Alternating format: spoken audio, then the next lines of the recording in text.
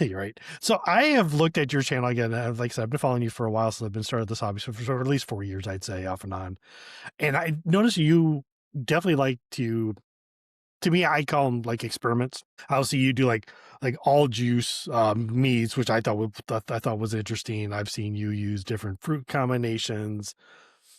Uh, is there a mead that you made from the combinations of permutations that you come across that just completely shocked you in a good way?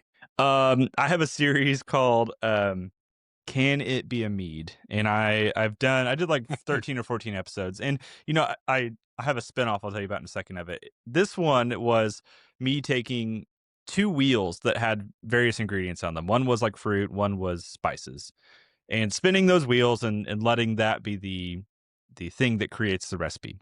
All right, I So a like it. couple episodes ago I had watermelon, lemon, habanero, sage. And when I rolled this crazy combo, I was like, "Holy crap, this is gonna be insane."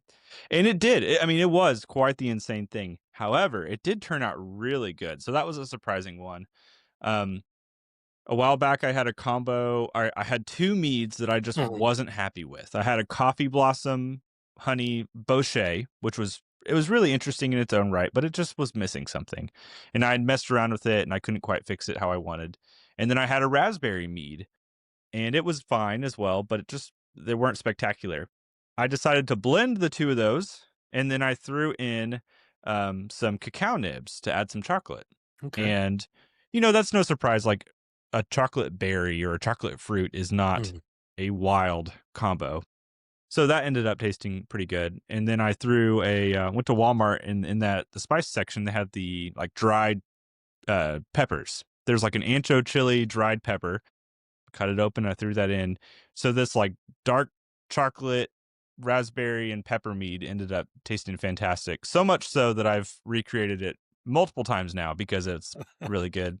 Honestly, most of the time these results are coming from just like me messing around to see if Okay, yeah. something will turn out good. Like I do have one-offs of a Hail Mary, let's try this recipe, but most of it's like mixing or blending or trying just various things to get somewhere. That's actually that's pretty cool. Yeah, I like you said about beer.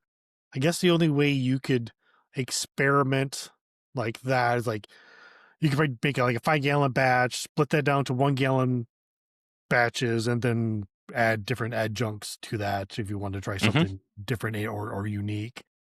But then there's really, like you said, there's not a whole lot of tweaking afterwards I can really think of that I've ever tried. I've tried adding oranges to a wheat beer. So I just chopped up oranges and just tossed them in there. That turned out okay. Mhm. Uh but I probably shouldn't have let it sit in there for like a couple weeks because then it got really acidic and it didn't taste really well. Yeah. So maybe the You probably first just 5 needed days or the so would have been zest. great. Yeah, pretty much, yeah. Again, it's like again, it was just learning. The beer wasn't great anyway, so I figured, let's see if I can do something with it before I dump it. But I've been doing this long enough, like, I don't mind dumping beer if I don't like it because 'cause I'd rather make the next thing that's on my list to make. To me, it's I all about think the I love the process of doing that. people would be so mad if they knew how much stuff I poured down the drain. And a lot of it's like Yeah, it can still be good, but like I, especially when I was in content creation of like new recipe, I would keep a couple bottles of things, but then I was like, if I don't think I'm gonna drink this within the next year or so, I'm not gonna go fill my shelf with it. Like yeah. I got so much other stuff I want to do, and so people would be mad if they knew Oh, but what was I always gone. wondered that too. Yeah, so I just had a flashback. So, like, when you're older, before you had this studio here, the other studio you Hmm. had I'm gonna say a dozen or 20 1 gallon jugs everywhere. Like, oh my gosh, that's a lot going on. But I mean, And that was only also the part of it. time, right? And then of Yeah. course it's a month or longer to get a product, right? So like, I get why you had so much. Like you're making and trying. Like then now you explain you blended stuff. Phew, yeah, that's crazy.